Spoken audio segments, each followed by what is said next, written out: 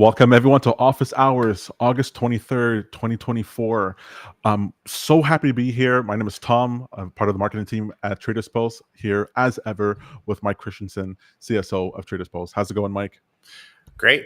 New digs, new equipment, feeling good. Maybe the quality is a little better this time around, and always excited to share exactly how TradersPost works with all of our customers and anybody who drops in. I feel like we still get quite a bit of like just random casual pop-ins on our live streams, so I do like excited to that. see who shows up.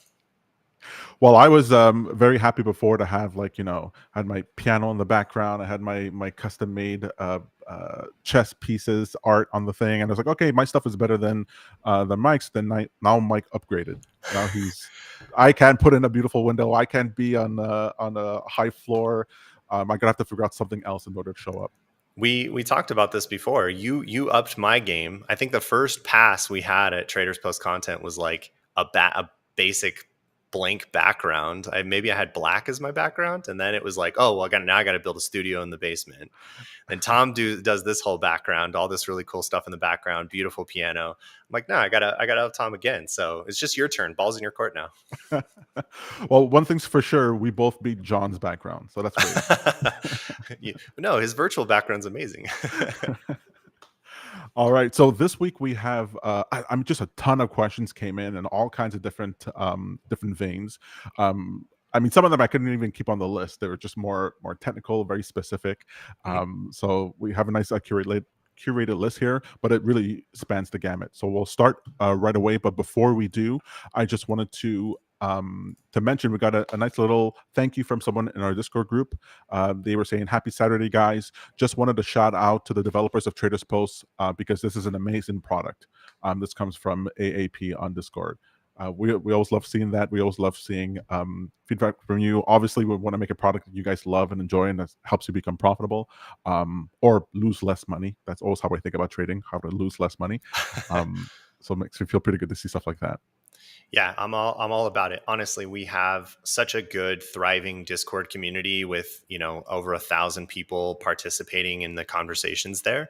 And it's just a great place to share ideas and in general get help from other Traders Post customers that have, slowly become power users of our platform over time.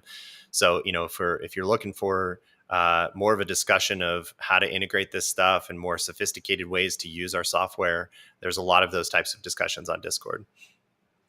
Yeah, speaking of which, I'd love to shout out one of the users there, Jonathan S. on Mhm. Discord server, who's just been, I mean, he's faster at answering some of these things than, if some of these people just sitting on the Discord, they just love to be part of the community and answering these questions.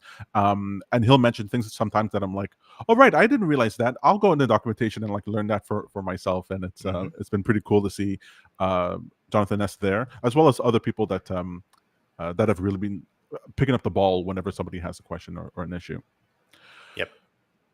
All right. So starting off with question number one that we've received since last week, someone was asking, why don't European tickers show in the Traders Post system? Yeah, so we've done only a couple of global integrations. And when I refer to global, I mean that the exchange or brokerage is able to address a more global foreign market outside of the US. And most of the brokers that we've integrated with are, of course, US brokers that offer access to US instruments. The one exception to that is Interactive Brokers. But when we did the integration, we weren't quite prepared for some of the differences that occur with the European tickers and some of the nuances for how those should be listed. It's definitely something we want to explore in the near future, especially through IBKR. The trouble with IBKR is it's probably one of the most finicky or troublesome brokerage integrations. It's a little bit of trouble for people to use, and it's trouble for us to have integrated with. That said, that is the one way we can expand the I know the question is largely on European like equities and options. But of course, when I think globally, I think of crypto as well. And of course, our crypto integrations are completely accessible to a global audience with Binance coming up as well. That said, we are investigating how we can expand on that. But right now, it is a US supported platform for US instruments in equities, options, and futures. Perfect. Next up here, I imagine this is a little bit more of a feedback or feature request. But someone was asking if there's a way for them to let TradersPost know that they already have a certain position opened with their broker once they start their strategy. I know that the strategies are expecting the position to be at 0. So if they were to be able to say, "Oh, I already have 3 shares of Tesla," well, then to trade accordingly. Is that something that's possible, or that might come down the pike for TradersPost? We already do it. So we already automatically manage your position with any ticker that's in your account. So if I plug in, TradeStation to my equities account, and I'm already holding 4 or 5 different tickers there. We're aware of that. The moment you make that connection, we're pulling in your existing positions. So we know you have 52 shares of Microsoft and 110 of Oracle and blah, blah, blah, blah, blah, as you go down the list, which means that if you send an exit signal for Microsoft, we're going to exit that entire position, all 52 shares. So it is certainly possible to sort of have TradersPost become aware of your existing positions the moment that you plug a broker in. This extends to all exchanges and asset classes too, by the way. Okay. All right. So someone was asking here. This question comes up in a number of different ways, but I thought this specific thing was interesting. They were asking, what are the best brokers for an algo trading to use for algo trading, considering error rates and capabilities? Yeah. What would be the top contenders for that?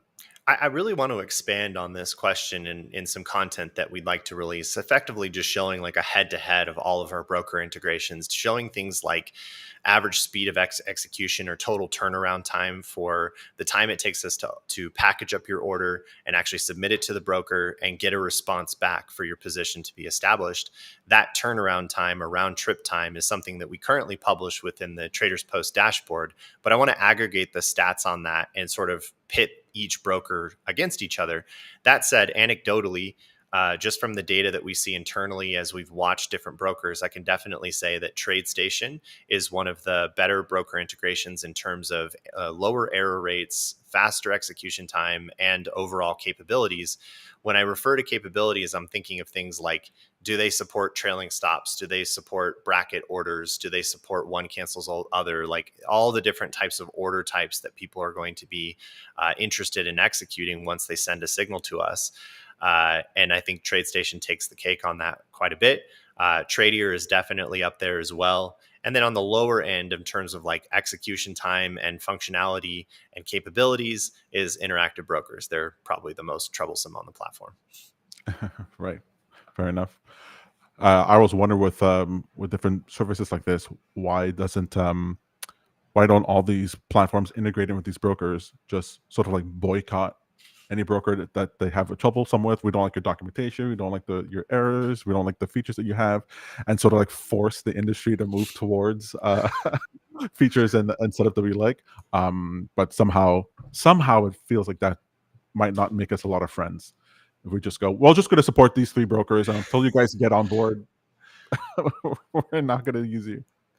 I think that the beauty of this industry is that we have choice. You don't necessarily have to stick with the broker that you're unsatisfied with. There are so many new contenders in the space and so many new brokers out there that are looking for innovative ways to not only win your business, but keep your business. I'm very attracted to some of these platforms that are trying to eliminate commissions or reduce those commissions overall through subscription models, basically effectively reducing your overall average trade cost. So if you're an active trader pulling, putting through like 4 or 5 different positions a day, that those commissions add up. So I think those are new ways in which we're seeing brokers make it more attractive to trade things like options and futures. Obviously, stocks have all gone to the free model now because we all know we're basically giving our orders off to institutions like Citadel through payment for order flow. But it's still expensive to trade futures. The commissions add up. All right. So someone is asking here, can I set up my take profit as a limit order and my stop loss as a market order? Mhm. Absolutely, with it right Yep. within the documentation. I think even the example that's there does have this set up that way. But I thought we'd just make it perfectly clear that that is the case, um, that you have that flexibility. Yep. So if you go to your strategy settings, there are two separate sections within those settings for take profit and for stop loss. There should be several different stop loss order types available to you. It can be a trailing stop, it can be a stop loss market order, stop loss limit order, etc. And then your take profit, you also have several different order type options available to you. In addition to that, you can send these alerts after the fact. If you don't want to have those settings predefined and you have different types of market conditions for which you would submit an order, you can send those alerts to us as well and have those order types defined in your JSON message. If you go to our webhooks documentation, there's a whole list of all the different types of parameters you can send over to us in your JSON message that would allow you to control things like order type and the limit price or the stop limit price, etc. Cool. All right, so I got a broad question for you here, Mike. Okay. This is something I know I was struggling with for quite a while, and I love the discussion that I saw in Discord about it. Someone was asking, how do I avoid consolidation ranges when I'm dealing with moving averages or consolidation ranges in general? For my side, I made all my mistakes in consolidation ranges. I would just go in and out, didn't know when the trend was to start again, and I would make money on the move into the consolidation range and then lose it in the middle there. And I just couldn't figure out a way of making this work until you uh, you showed me that idea of hedging, that you can have this always long, sometimes short sort of position where you have this hedge position on, and because to me the biggest thing is I don't want to miss a move. Like, Mhm. people go, oh, wait for a trend to be established and then get into the move. I go, I hate that, because then I get in 20%, 30% into the move, and it feels, and then I have to get out early or have to give back some gains. So I hate just getting the meat of the sandwich. I want the whole thing. And Right. so as soon as I get into a consolidation range, or what I think is a consolidation range, I just put on a position in the opposite direction, because I'm expecting that when the move continues, that position will be stopped out, and I would still be in that move, and I would make enough money to cover whatever I lost in that consolidation, as that sort of like balancing position. How do you think about detecting consolidation ranges or even trading them? So I think one indicator I tend to use for consolidation, which helps me establish a trade in reversals, is usually looking at ATR. As we start to see ATR tighten, that shows us that the range of volatility is starting to tighten as well. ADX, or the average directional index, is also a super helpful indicator to understand what direction the market is overall trending to. I think that the other indicator that I found myself using more in futures lately is the CHOP index, or choppiness index. You can find that by searching for CHOP in the list of indicators on TradingView. And that's actually a really strong indicator for searching for those moments where price seems to be bouncing around and whipsawing within a very tight range. It takes a little while for, obviously, it to build up, because it's working with a moving average or a rolling average of prices. But I do find the CHOP index to be fairly helpful in understanding whether or not we're currently in a sideways trend, or sort of a consolidation range. Beyond that, I think those are some of the best ones. It's really tough to tell even if you're even in a consolidation range until kind of after the fact. It takes a while to get confirmation a couple of times before you find that you're in confirmation or in a consolidation zone anyway.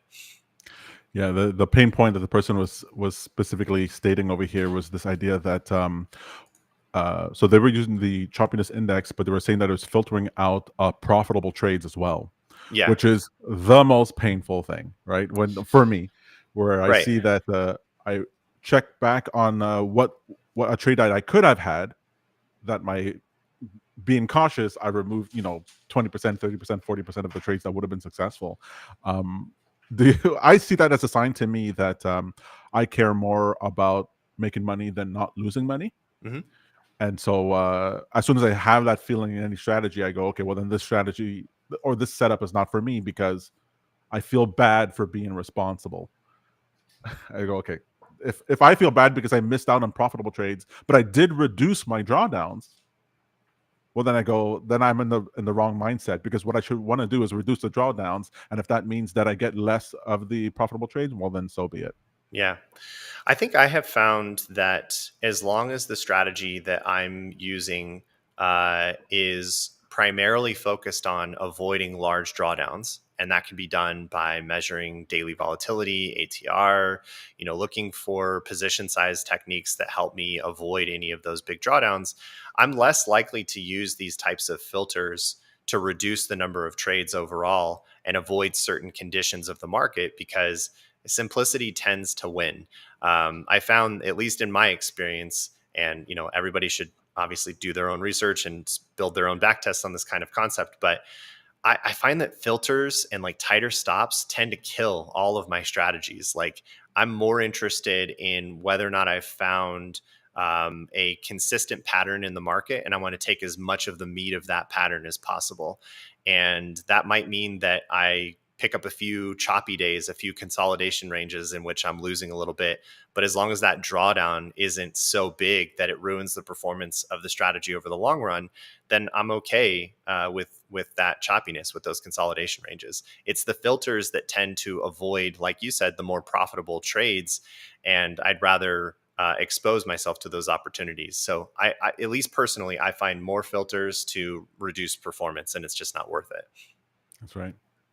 Once I realized that this whole idea of a tight stop, I'm not disagreeing with other people who want to have it, but for myself, I was like, okay, I'll have a tight stop, but I'm willing to take, let's say, 3 or 4 bites at the apple. And then I go, well, if I'm willing to lose that, let me just increase my stop to include all that I would lose if I took 4 bites at the apple, Right. and then just be in that trade. And if that Oh doesn't yeah. work, well, then just be out of it. And the number of times that was more successful. And then it's only when I get into a certain amount of profit that then I trail my stop, and that stop becomes tight. And that way Yep. I know, oh, guaranteed, no matter what, even if I lose 50% of the profit of the position, I'm still gonna close at a profit. Then I never have to think about it, worry about it again. Right, right. I think that's the right way to think about it. Ultimately, what's better, to have had a larger stop that allowed you enough breathing room to capture more upside, or to trade in and out of the range within the day and basically lose more money than the original loss would have been in your first stop.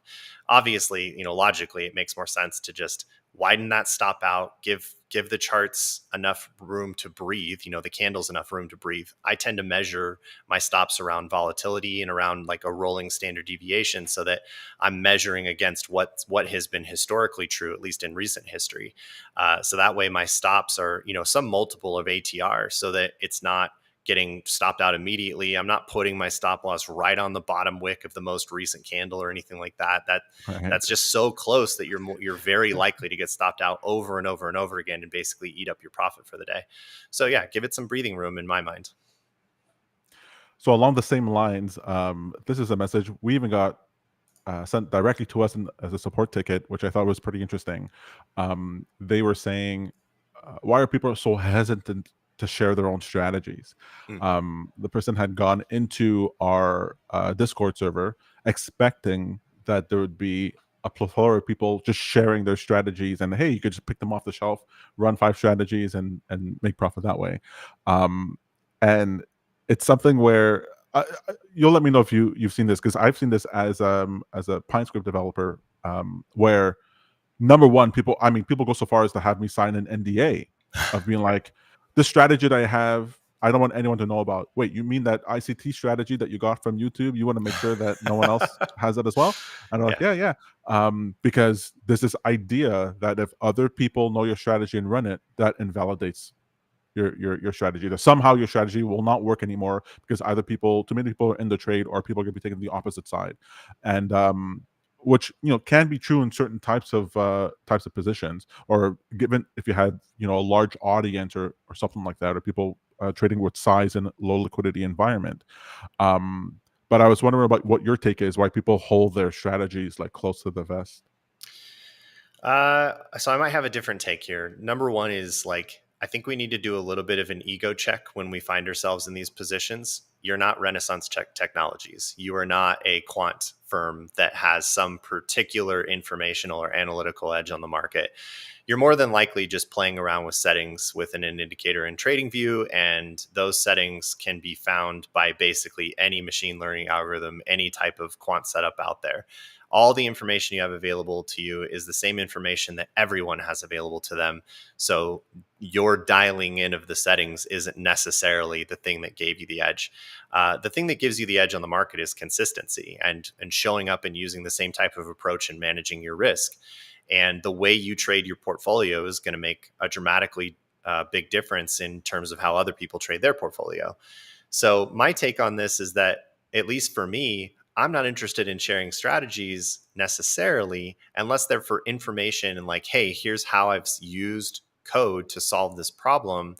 But I really just don't want to play strategy manager, if you will, because the moment you write a strategy and put it out there, people are going to be asking you to make updates to it. Where are we at? Like what's the performance now? Can you make some tweaks to this? I think the sharing aspect of this should be that I'm sharing how I view markets. I'm sharing how I'm writing this code, but I'm encouraging you to take this and do this for yourself.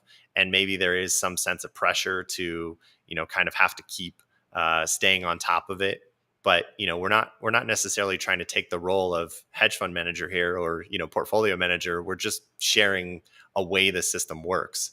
So I think what happens is the expectation that people have is that if I share a strategy, well, then it must be a performing strategy. What's the win rate? I want the win rate over this, and I want the profit factor too to be over 2.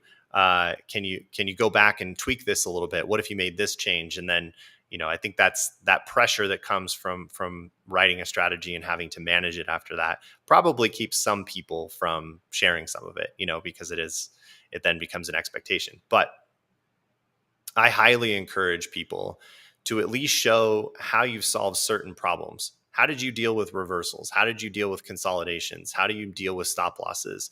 You don't necessarily have to share your entire thesis or what indicators you use or what markets you trade, but there are problems that we all face within markets that I think are worth sharing for sure. Yeah, so that's what the backtesting and PineScript channels that we have on Discord are pretty good for that, where people will tackle the small problem, like how would you do this, how would you solve that.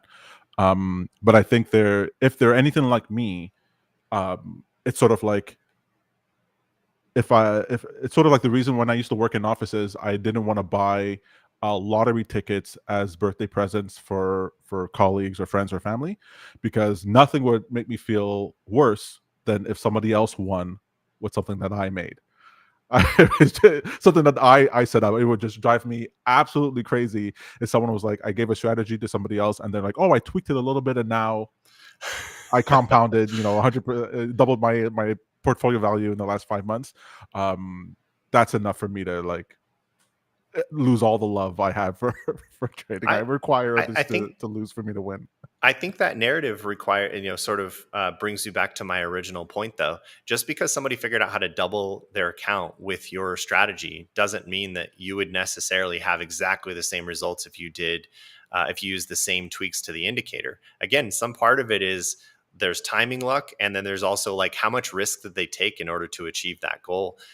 It's possible that they traded 3 NQ contracts to double their account that quickly, and maybe you're not the type of person who has an appetite for that kind of risk. Yeah, so that's what would bother me, that they figured out a way of doing it, and they were willing to take substantial risk. Right. Yeah, that's right. All right. But still, user, if anyone's here watching it and they you have your strategy you want to share and you want to post it onto the Discord group, I'm sure other people will gladly give you feedback on it. I think I do want to encourage more of that, and I need to do more of that myself too. I have the updates that I need to make to the 855 strategy and the high low. I've had several requests for that kind of thing, but I want to break down like why it's not really the idea of the strategy that matters. It's what parts of the strategy are connected to TradersPost in a way that makes it functional, that I really want to break down, that I'm hoping would be useful to people. And I think components like that are useful within our community. I can't believe how many tickets and messages I saw recently of people asking for your 855 I strategy. know it's suddenly very popular again. I don't know what happened. It was like nobody cared about it for a year, and now all of a sudden I'm getting like 50 or 15, 20 different requests to update it. Probably because Uh, it's broken now. right. Well, Peter wants the Nancy Pelosi strategy, so Okay, he's been bothering me about that. Get on that. Yeah, good luck. we gotcha.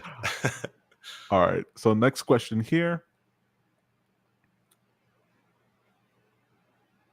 Okay. This is a general question about our affiliate program.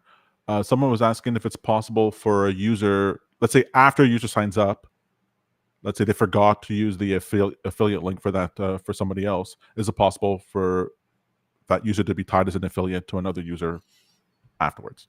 Yep, just reach out to us. Hit us up at support@traderspost.io, and we will look up the accounts. Just give us the email address or the information on the user that you referred, and we can make the connection between the two for you. I assume it can't be like 3 months later. Like it's got to be within a reasonable amount of time. Yeah, I mean, like, try to do it as soon as possible. Obviously, we're understanding of circumstances, but if you're reaching out to us 9 months after the fact, then probably not. All right. Okay. Last question here. We have this was a sort of a quirk that happened within the quirk. This is someone was asking here, why am I seeing such a large position size when buying one NQ contract in my TradersPost paper trading account? And what ended up being the issue here was that the user wasn't setting an exit price. They weren't setting the price necessary, and so because there was no exit price, the position looked like it was a huge gain or loss. So from what I understand, in TradersPost, if you're not tying it to a broker's paper trading, then you need to send entry and exit prices. Is Was that this right? in Tradovate? Yes, with Tradovate. That's right. Okay, then yes. So the problem with Tradovate is that we don't get market data. So we're not able to actually calculate your P&L for an existing position unless you send over that price. The price property is incredibly important to send with every JSON request for entries and exits. And that allows us to calculate where you would potentially be in that position, if you will. And so that price should be coming from your TradingView alert. It's going to grab the current price from your chart on TradingView and then send that over to TradersPost. And then we know what the price is at that particular moment. And that helps us do those types of calculations. If we don't have it, we don't know what the current market price is of NQ. And so we're going to make sort of strange calculations around your P&L. Right. Actually, I saw quite a bit of messages recently about that Tradovate issue. Mm-hmm. Does it also affect live orders? If you're using Tradovate when you send a live order, do you have to send the entry price with it? That's right. Yep. Okay. Yep. Perfect. All right. Well, that's it for the questions we have for this week. Fun, always interesting to see how everyone is always like cooperating and how they want the platform to change. And I'm getting the sense of I guess it's been a year now since I've been working with TradersPost, and I'm seeing this Yeah. direction of this mentality that the community started to have, where they're starting to get, okay, these are the types of things that TradersPost is like. This is the tool you want to use for this sort of idea, this sort of strategy, and they seem to be getting a sense of the direction of how we want to develop. And what features are good and what features are we're not going to be bothering with. People like Jonathan S. They've been very clear. They jump in and be like, "Well, that's not a Traders Post thing." Like, no, no, no, no. I know you're asking about MetaTrader and CTrader or whatever or prop firm thing, but that's not what they're trying to do. They're trying to do this. Right. So it's good that we've taught the community exactly the type of people that we are. Yeah, I think our ethos is starting to show up out there. And that's a good thing. I mean, there are only certain things that we can really support right now as a business. That feedback of what people are looking for, I think, is always important to us. And we're trying to collect that so we can make changes over time. But in general, as you're running a business, you really want to double down on the things you're really good at. So I think we're really focused on how to expand our brokerage integrations, of course, as far as people want, and the features for how orders should be executed and managed. We're adamantly focused on that. And I think there's, in the coming months and weeks, we do have some stuff we're working on that's, sort of behind the curtains at the moment. But think in terms of live, or not live P&L, but typical trade P&L and more analytics data will be coming as well, plus different ways to manage portfolios. Perfect. Before we end here, we have a comment from Kriskin talking about the Confluence of Alerts indicator. Says it seems to only apply to a select number of indicators, Bollinger Bands, RSIs, TAI. Is there a way to get it to access other indicators on TradingView? So this is a problem with the Confluence for Alerts indicator. It's why I've sort of like been hesitant to put a lot more effort into building it. One, we make these things so that, as an example, for you to be like, okay, I can make this for myself. We're not really trying to we're not in the indicator development business. That's not what we're doing. But also, indicators can be built in different ways, and the data that you're seeing for an indicator might not be accessible to other indicators. It might not show up as a source. It might not be something you could tie an actual event on. So there's quite a bit of limitations when it comes to the Confluence alerts in that vein. And so you'll see things that only indicators that have a source. So if you go into on your sidebar, you click on the third icon, and then you click on the data window, you'll be able to see if the source attributes there. And if those are there, well, then they'll be available to Confluence of Alerts. And if it's not, well, then it won't. Is the Confluence of Alerts open source? Yes. Yeah. So in theory, as long as you've got some Pine scripting chops, you could go in there and add your own indicator to it and make that as an available source, in addition to the other sources that you're connecting to as other indicators. So if you have a specific one, you should be able to just write that in there and basically rewrite your own version of Confluence of Alerts, if you will. That's right. All right. So we'll leave it there before we're going to be headed off into office hours, where we're going to be talking about After hours. After hours, yes, we're already in after hours. Where we're going to be talking about ETFs and correlations in trading and government policies, nice wonky stuff that's great for people like Mike and I. So you can stay tuned for that. But for right now, we'll say goodbye for office hours for this week. Happy Friday, everyone.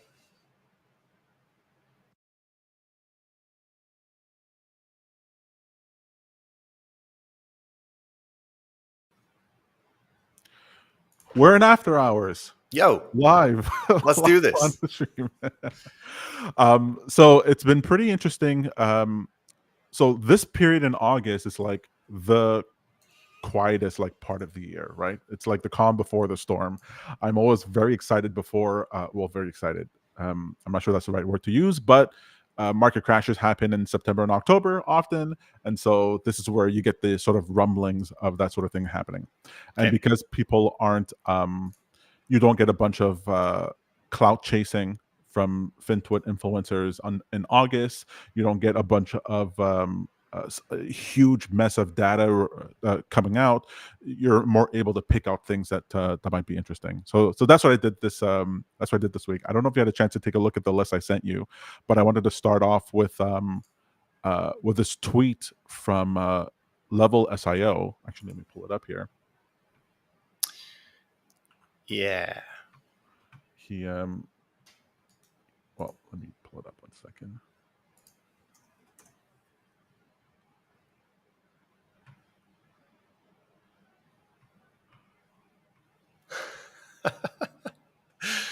Deadlift ETF. I like it. That's right. Yeah. Okay. There it is. It's a fairly limited range of data, but interesting. So just to read it here, the person was saying, I made a deadlift person, LevelSIO on X was saying, I made a deadlift ETF with only companies with CEOs that lift weights or do fight sports, not just cardio. It outperforms the S&P 500 by 140% or 2.4x over the last 4 years. Lifting weights equals dollars. What I find funny about this, or very interesting about this, is that this is on the heels of our conversation from last week, where it's like, okay, AI and being able to surface information in a broad way, what kind of new things will people come up with? Mm-hmm. And I would expect people to have their own custom ETFs or indexes per se to help with their investment strategies. I know I've had clients who have done that. They'll we've seen stuff like these are the meme cryptos index if you want to have exposure to that. Or I used to have my own index for funerals, cemeteries, anything to do with that, because I thought was the data that I would get from that was, it was very consistent what would happen there. So because the way that, I don't want to go into that, but essentially I had an index for cemeteries and funeral homes, and then also another one for warehousing. So it had this warehousing index that performed very well, and that they're all correlated with each other is particularly interesting. But this idea of going even further, that more than just the sector that the company is in, but to the behavior of people within the company. Ooh, I want more of that. Thank you very much. Yeah, this is an interesting one. I'll try to contain myself when it comes to what I feel is the obvious selection bias, as well as like survivorship bias with this particular strategy.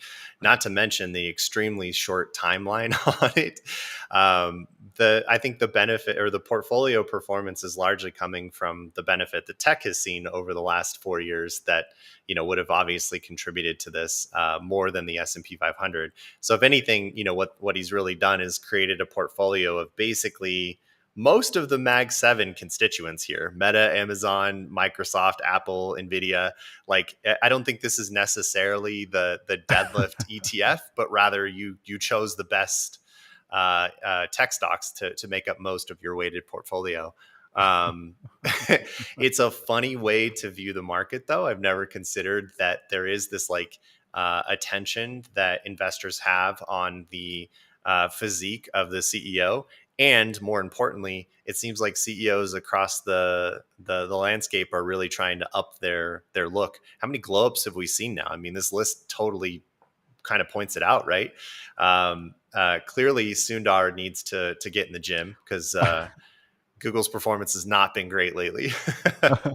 Well, this whole my wife's been trying to get me into Brazilian jiu-jitsu, which seems Oh to yeah, be like all that these people are doing. And I have to make sure she never sees this, because she's gonna be like, well, this correlates with success, Tom. Go ahead and do that. But you just gave me a great idea. What I need to do instead, forget about the index. If I want to farm engagement on Twitter, I should just shove these ETF, sorry, shove the Mag 7 or the high end tech stocks into an AI, and tell me, how could I reframe it? What's common amongst these 7 stocks, that I could call it a new type of ETF and say that I've been successful. yeah. So I could just do that. I kind of want to ride this wave, though. I mean, if John and I decide we should go public, I mean, I feel like I'm already on the right track. I can tell you right now that the gym is that way. So Excellent. all I need to do is just get a little bit bigger, a little more obvious that I've been lifting lately. So, and then where you go, we'll pair all of my photo shoots from the gym with our IPO, and That's then we right. should be submitted to the Deadlift ETF. That'll work. Excellent. All right, perfect. All right, so the next thing I wanted to bring up is this idea of I've been flabbergasted that a lot of traders don't understand why correlations matter in trading. One, they don't understand. They think that. So I'll speak to somebody else and they'll say, "Oh, how might I improve the performance of my strategy?" And I'd be like, "Oh, well, let's find out if it's the asset that you're trading, what it's correlated with, and then use those assets correlated with as a way of confirming if a move you're seeing in your asset is a short-term blip or the potential start of a trend." So, for example, if I'm trading the dollar and gold, or use something else. If I'm going to trade, let's go with even the S&P and gold, I might say that it's correlated, let's say, with the US dollar. And I'm saying, okay, if I'm seeing a move that happens in the S&P, but there's no corresponding move inside of the dollar, I might say, well, then I consider this to be a start of a mean reversion move, and I'll short the pop up because the dollar hasn't confirmed that it's falling. That to me is how using correlations in that way helps me to filter out my different trades. So I'll say something like that to somebody, and they'll be like, "Why? I don't understand. Why would the dollar be correlated with the S&P or correlated with gold?" And I'd be like, "Well, you do understand that there's flows of money used within the system, and that one asset, and the reason that they're correlated is that they have certain fundamental components that they share." Hmm. And that they respond to, and so the correlation is sort of an indication that this is happening, and you can use that in order to help you. And they're like, "Oh, I never even thought about that before. That correlations between different assets can help me filter out different trades." What kind of conversations do you have, or have you ever had with people? Am I an outlier in your world? Do people understand that correlations matter a lot and they use that in their trading, or is it novel to them? I think it comes up once you start getting down the path of portfolio management. Like correlation plays, I think, a much larger role there because ultimately, as you're looking for new assets to add to the portfolio to diversify, you really want uncorrelated return streams. You're not looking for the addition of another highly correlated return stream because all you've really done is just doubled the amount of risk that you've already assessed in the portfolio.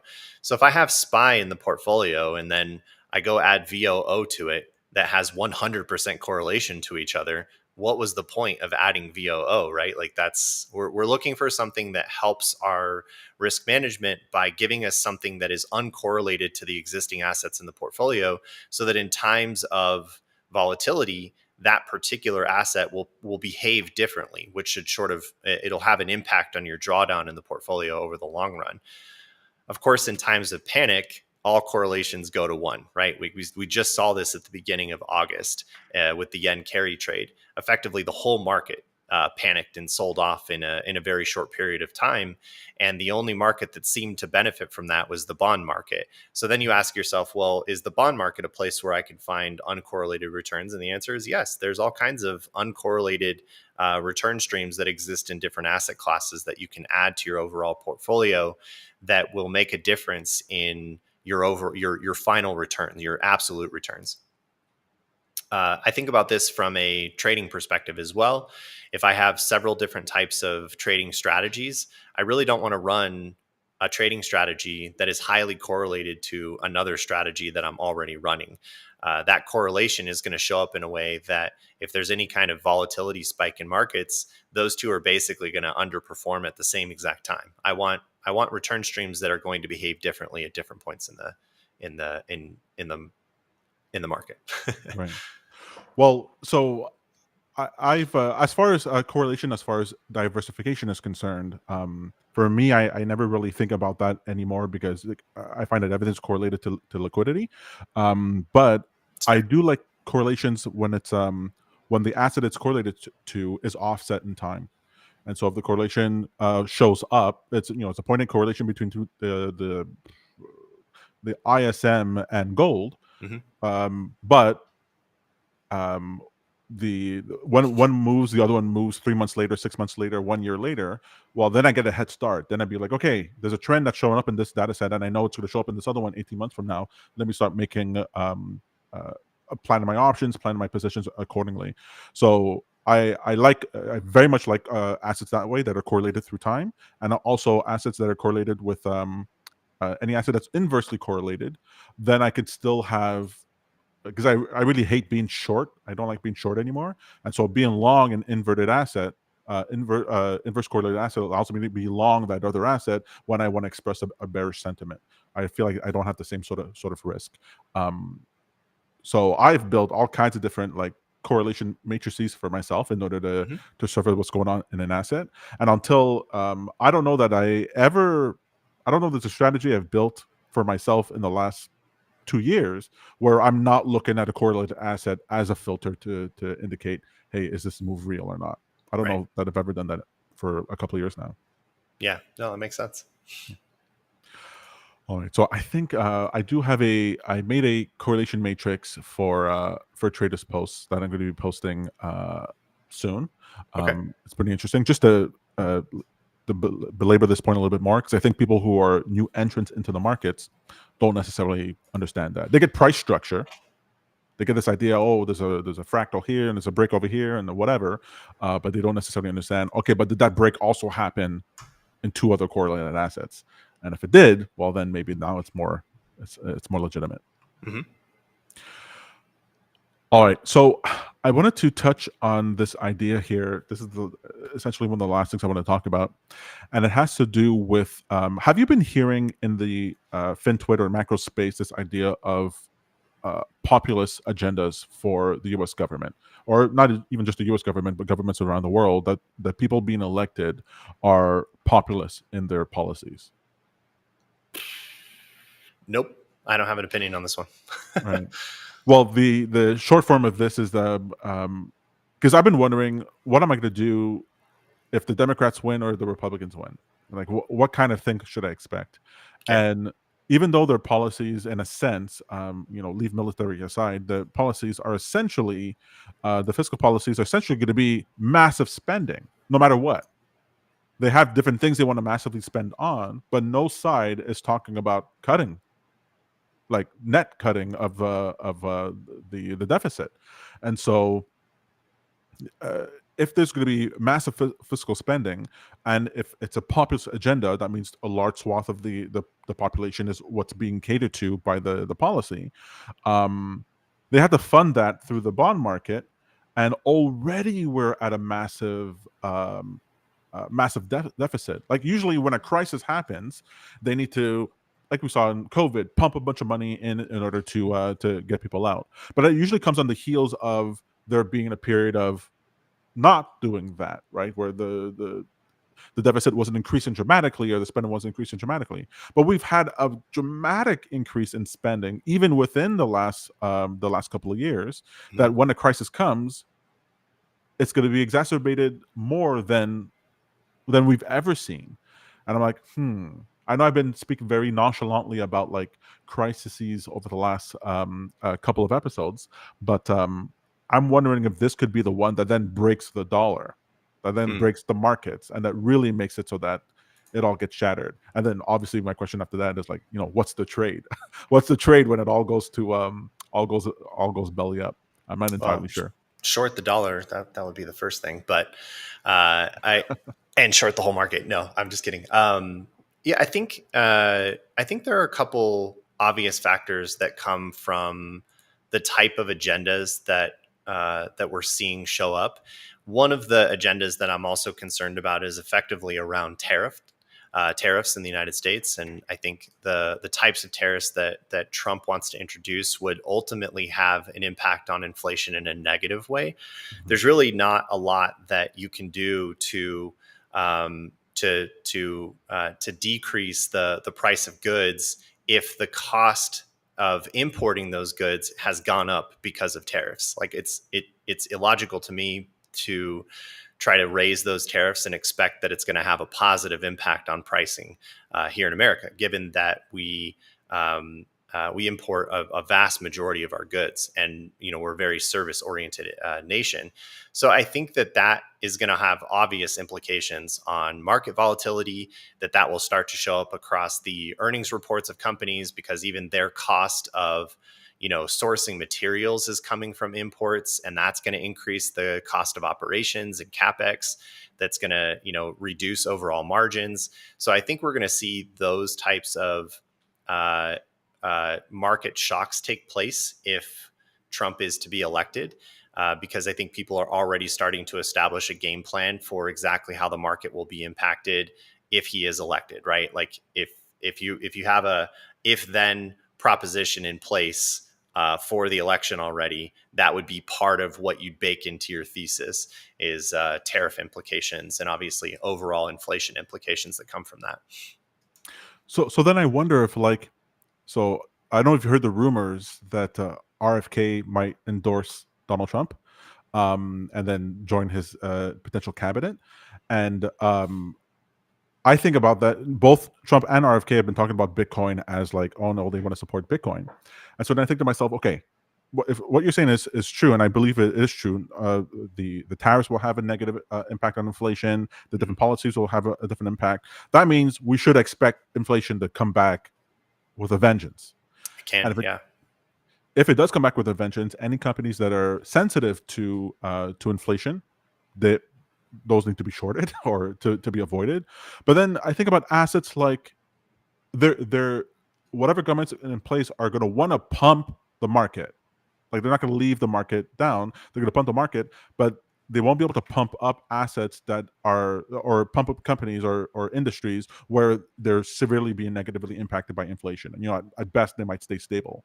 Mhm. So then I go, okay, well assets would benefit from it, and then I go, okay, well then crypto, certain currencies, and crypto then could severely benefit from it because they're not going to have any negative impact from the inflation. I mean, you can make the case that people will have less money to spend on the assets, but then speculation becomes required in an environment where other normal investments are not going to be as profitable because of the inflation rate. So then you go, well, then there could be some sort of like backwards thing where people have to get into high performing assets like crypto to offset the inflation, and so it could cause it to go up even higher. Aside from the debasement of the currency, that can cause the just the number to go up anyway. So then Yeah. I go, everywhere that I look, eh, I want to look for. I think I just want to look for assets that are uh, uh, positively respond to inflation, Mhm. tips, certain types of bonds, and for crypto, and ride those to the moon. Right. Is it true though that crypto was entirely benefited from a high inflation environment? I mean, we had a pretty significant drawdown during the inflationary period, didn't we? Well, if the drawdown had gone past the $17,000 mark, Mm, then I would have said like, okay, inflation really had a big impact there. But the price of Bitcoin retraced exactly to its long term trend. it's fair. So then I go, so then the and let's say well, the contraction of the money supply, the quantitative tightening that the Fed did, Hmm. definitely had an effect on Bitcoin and all these other assets. And all of them Hmm. went through this recession, like from 2022, late 2021 to 2023. And it happened, and then it clinged up, and then they started moving up and to the right again, despite the fact that inflation hadn't really come down, like the price of things hadn't come down. Right. The problem with the inflation was that the companies didn't know it was coming. But now people know that inflation is like, the prices are not coming down, and there's a chance they might go up even further. So Yeah. there's not like that. There's not that crazy spending of 0% interest rates. It's not That's not happening, and people have this expectation that they're selling their homes in a different way, they're buying cars in a different way, they're doing travel in a different way, understanding that prices are higher and that they're likely to go higher still. So I'm not worried about that to impact the price of a Bitcoin, because if it was, why would it get up to where it's back now from 17? Hmm. So I would imagine it would still continue. But the thing is, the force speculation that people will be in. The less places you have, the less opportunity you have to make money in non-risky assets, the more you have to go into risky assets in order to make your money. You just have to. I think it's fair, particularly if the stock market experiences a bit of a drawdown as a result of some of these, inflationary stock shocks, or even just in the outcome of the election. However, if the market responds positively, like it did for Trump in 2016, let's assume Trump wins. There's very likely a bull run that occurs in both markets, right? So then it's just a question of how much speculation do you want to take and where do you want to place your bets. It's such a hard thing to think about because it never really seems to be based on one or two variables. There's so many other factors that go into thinking about how the election might play a role on all of these markets. But I do think that that crypto is sort of dancing around this resistance zone. So from more of a technical perspective, there's a couple things at play here that are very interesting to me, and I'm happy to share my screen on this so we can just sort of look at the technicals on this. Sure. Let me pull this up. Liquidity is still increasing. That's the one thing I wanted to talk about is that M2 Global Liquidity Index has been slowly ticking upward for this entire period. Obviously, we saw sort of an inverse relationship somewhat. I mean, it's still very highly correlated through this uptrend right here. And then since then, we've been moving upward. And it is this period that I find most interesting. This whole range of increase in global liquidity relative to this resistance zone is fascinating to me. We've obviously continued to confirm this downtrend, but each time we've found pretty significant support and it's held the price up. So I'd like to see, one more test of this resistance line, to see if we can really start looking at crypto in bullish territory again. But that global liquidity index tells us a lot about where the flow of capital is and how much available capital there is available to us in the markets. Oh man, that looks incredible. That to me looks like a cork underwater, just waiting to explode up. Yeah, it's definitely. I mean, I mentioned ATR as sort of one of my interesting areas for consolidation, or an indicator to keep track of. And at the moment, we've been seeing ATR really kind of fall to this zone. It had one little uptick in that sell-off recently, but when I think about where ATR is right now, as this continues to fall downward, this is kind of red. Maybe it might be hard to see, but this zone of ATR coming down and ending up back in a consolidation zone, I think tells us a lot about what the possibilities are for price to continue. This is an area in which I'd be preparing for some upside for sure. Right.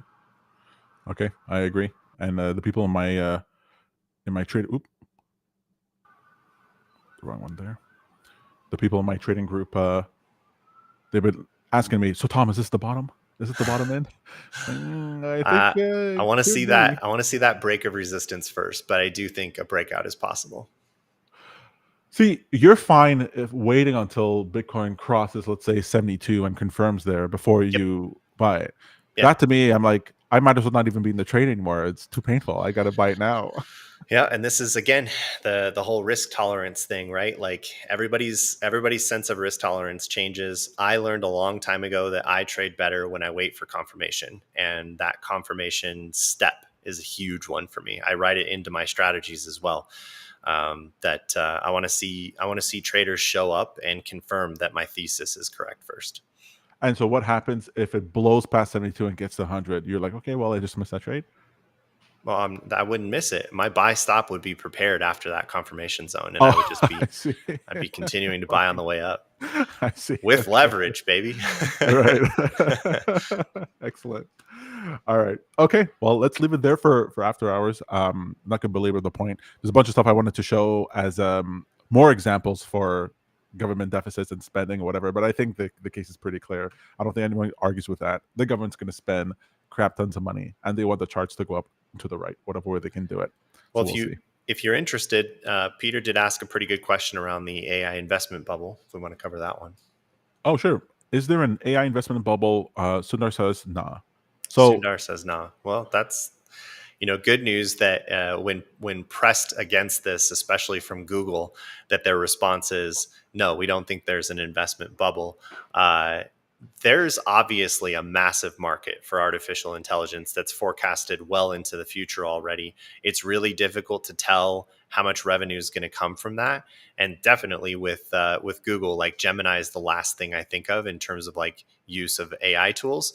But that doesn't mean that they don't play a significant role in what that landscape looks like in the coming future. That landscape is changing fast, and new tools are being introduced all the time. The one concern I have is that the amount of capex in the space right now is enormous. I mean, companies are jumping at the opportunity to invest in AI, and they're spending an enormous amount of money. We're going to need to see some kind of return on invested capital over the next couple of years to prove out this part of the industry.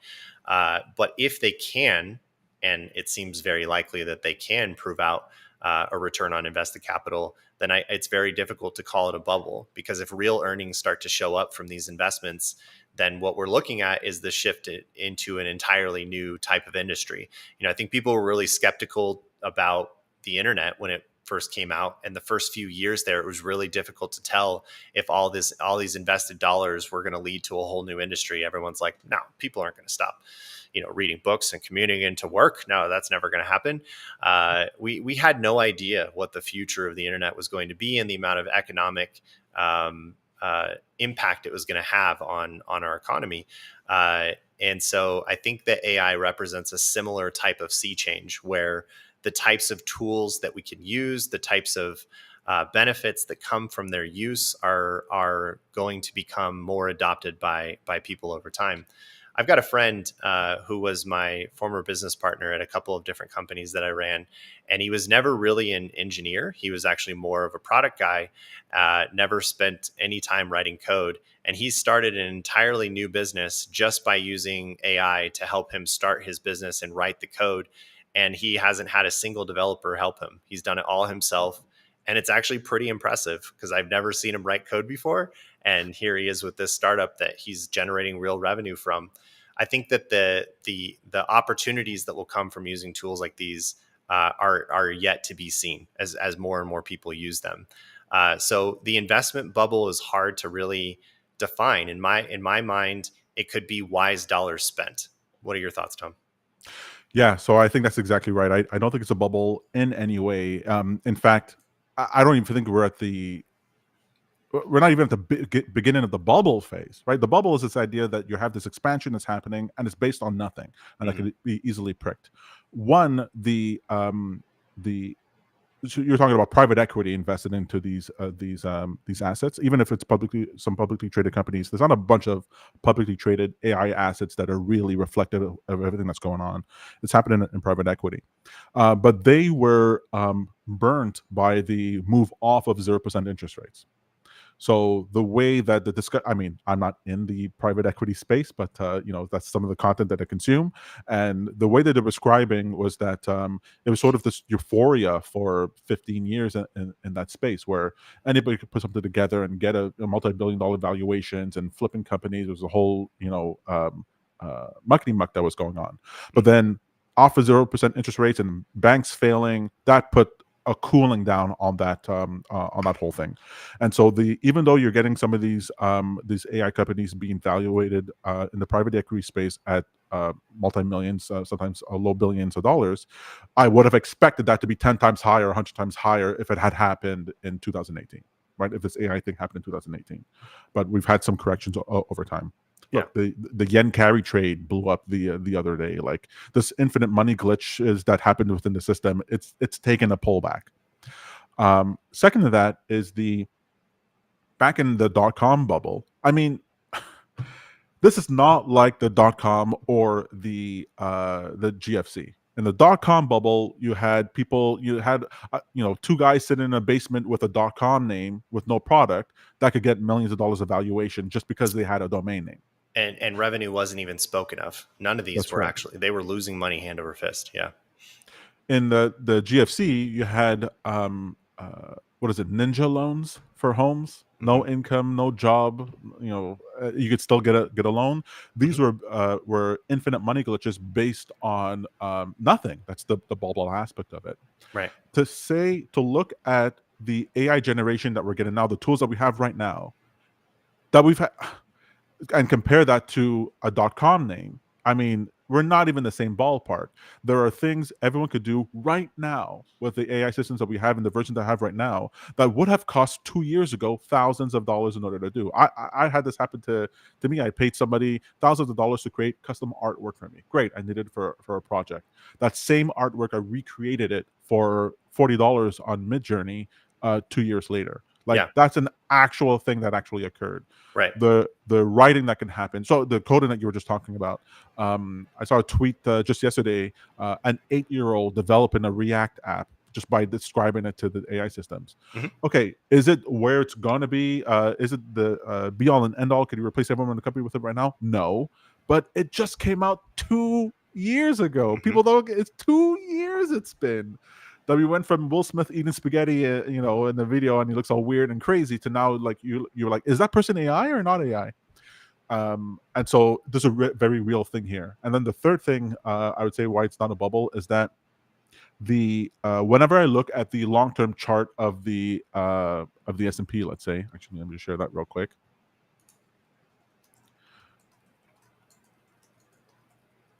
When I look at this, I don't see.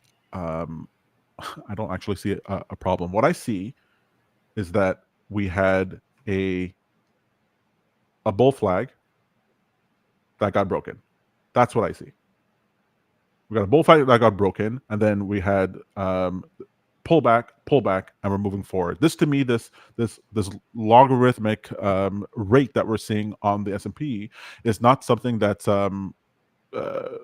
like indicative of a necessarily a problem with the system. It's a natural effect of the cumulative effect of technology on our productivity. So now we're getting to the point where, what is it?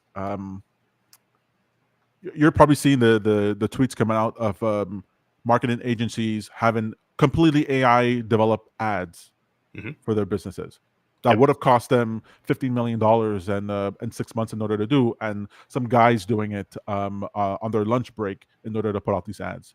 Right. You're having robotic systems replacing countless employees in places like Amazon and different types of warehouses. These are actual robots actually taking these jobs.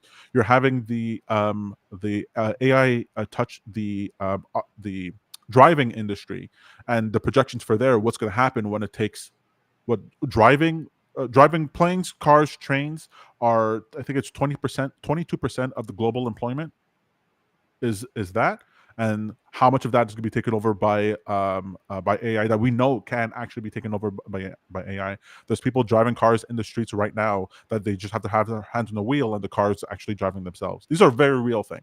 Yeah. And so I'm seeing no bubble at all, which means that when the bubble actually does happen, when it actually gets to the point where retail investors can actually invest in all these different things and we're in bubble territory, I mean, the numbers we're going to see are going to be bananas. It'll make every bubble that we've seen so far look like nothing at all, look like a glitch on the chart. Yeah. And so no, we're not in bubble range yet. Come back in 2029, 2030, and let's talk about the bubble then. Yeah, I totally agree. I really think that there's a lot we don't know about the AI space that will be reported later as well, or as we see new introduction of tools or companies that have cropped up and started to develop on top of these tools. That the the tech industry moves incredibly fast, and as we speak, there are several hundred companies already working on things to release to the public that they think will make a massive impact, and one or two of them will, and we don't even know what they are yet. We'll talk about them, on one of these episodes in March of next year or whatever. The I have no doubts that I'll be surprised a lot about what's coming out in the coming weeks and months. But I guess maybe the other point to make here is we have to think about how fast it is to adopt these types of tools. Typically when you're looking at hype cycles, it's because the news reports these things more than consumers actually use them. But I think this is a really good case of actual use and ongoing daily use of these products. Let's look at Facebook's Threads, for example. I think Threads was reported to have had like the largest number of users sign up in the shortest period of time ever in history. And That's I'm right. like, does anybody use Threads? I don't use Threads. I'm forced to use Threads, right? Because Facebook has figured out how to integrate it in Instagram, and they're like, "Hey, do you also want to post to Threads? Please help us out. Like, please don't ignore the fact that we made this little social network to compete with X." The point with AI is people actually use the tools. I don't know about you, but at least everybody I know in my tech inner circle uses these AI tools on the daily. There's real payment going to real companies for the use of these tools, and we want to see it show up everywhere we can. We'd love to have more of it because it's improving the productivity of our lives, and it's changing the way that we conduct ourselves. It's changing our ability to create. So the difference to me, and why this is so difficult to call a bubble, is the adoption curve. How fast are consumers adopting to the product? How widespread can it go? We already have the infrastructure in place to deliver these tools to hundreds of billions of people across the world. It's just a question of economics. How much are they willing to pay for the thing that you're building? And it's not just one company that's going to produce that. As I mentioned earlier, like, it is the 150 companies that are all working on things that are going to change your life with AI that we haven't even talked about yet, that are coming in the next 18 months. Right. And there's this weird thing where I don't remember that famous Sam Altman interview from years ago when they were talking about the OpenAI to begin with, and the interviewer was like, "Well, how are you going to make money with the system?" Like they couldn't even wrap their head around it, and he's I like, love this answer. "Yeah," he says, "Well, we'll ask the AI," Right. and he was almost laughed out of the room. Yeah. It was people are just like, "You're out of your mind," and he's like, "No, we'll ask No, the AI. Those we'll people ask the AI. smart enough to do it." And now it's like, okay, yeah, like this is one of those things where um, the more people use the platform, the more data that it collects, the more valuable it becomes without the user having to really spend anything for it. Right. Because your own behavior is making the product that much more powerful, so that it can then make decisions. The people who have control of the AI behind the scenes, I don't want to think about. I don't want to think about the man behind the curtain of how much power they actually have and what this is actually worth. But just to add on to what you were saying, it's not just the tech space that's using it. My stepson Alexander, he makes video games that are his brothers and I play Mm. using AI in the systems. He started doing it by hand. I was Yeah. like, "Hey, I challenge you to use AI in order to do it." I gave him an OpenAI key and do the whole thing. And he's Yep. making video games that we're playing. My wife uses AI to help with her studying ancient Greek because it knows the ancient Greek text and the textbooks, and it can help her with her homework. Mhm. My mother uses it to help with her Bible studies, to ask opinions about what different Bible verses means, and she's old.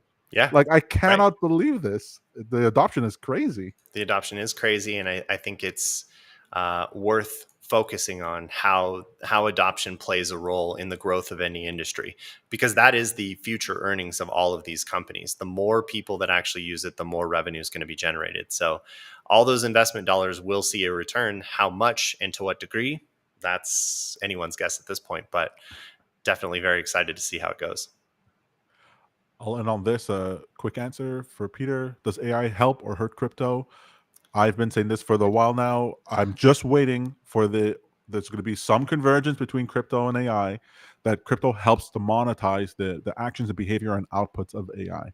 I can see I that. think that's where it happens, and when that happens, it'll make the gig economy the economy, because now everything that you do, if you tie it into these systems, can You can then be monetize. profitable. Yeah, Yeah, I was I telling could my see wife, that. if imagine you're sitting on, you're watching Netflix show, and you have the system who's monitoring you, and as you're talking, as you behaving, it then writes reviews according to how you are interacting with the show, that Mhm. it's just generated automatically, that then is beneficial to the advertising and to other people consuming it or whatever. Like, the things that you're doing day by day can then be analyzed in such a way through AI systems in order to generate new types of content, which then can be monetized. Yeah, And I monetizing your can't wait. creative output. I like it. Yeah. Yeah, I definitely think that it's also worth pointing out that the crypto space is two different industries. On one hand, you have the actual crypto technology, blockchain technology, the way to write contracts within that space, the way to write monetary agreements, the way to use the technology. And then there's the speculative market pricing of the entire industry, which sometimes plays a role in the overall market price. But in general, crypto is very speculative and is largely driven by the greater fool theory and people's belief that this new crypto is going to moon, right? So the what I am more interested in, to your point, is how the crypto industry can actually solve some of these types of monetization problems, where if I want to be paid for my effort in a new and innovative way, I can leverage some kind of crypto blockchain, as well as as the token itself is my form of payment. And if I can find a way to actually use that in the ecosystem, I could see that actually creating sort of um, a very synergistic relationship between the AI space, the creative output that you're generating, maybe even the impact it has on the NFT space and the value of NFTs. I could see some interplay there for sure. But I think it will largely be around the creator economy. What about the point where, because the blockchain, the behavior, whatever behavior, can be tied to the token? Because Hmm. the way I'm seeing it's not that the crypto will be as a payment source specifically or only, but that we have the data, the public data that's available on the blockchain, will now be available to all as a training source for different AI systems.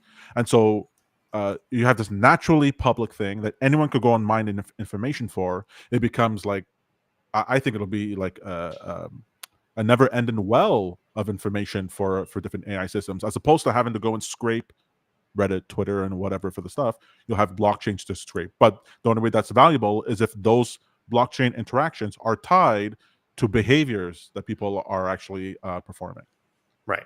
Yeah. That's so I don't know how that's going to turn into something. What that's going to turn into. I do think Cardano will be the token to pay attention to. Not just because I have Cardano, but I have Cardano because I think it can actually adapt to these different systems. Not financial advice. No, but if you don't follow it, you'll regret it. And so, like I tell a lot of people in my crypto group, I am your research.